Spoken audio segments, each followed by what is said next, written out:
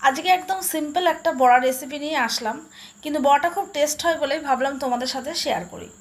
দেখো, এটা ওলের বড়া। ওলটাকে প্রথমে আমি সিদ্ধ করে নিয়েছি।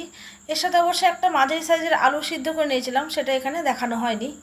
এর মধ্যে নিয়েছি আদা কুচি, রসুন কুচি, পেঁয়াজ কুচি আর কাঁচা লঙ্কা কুচি।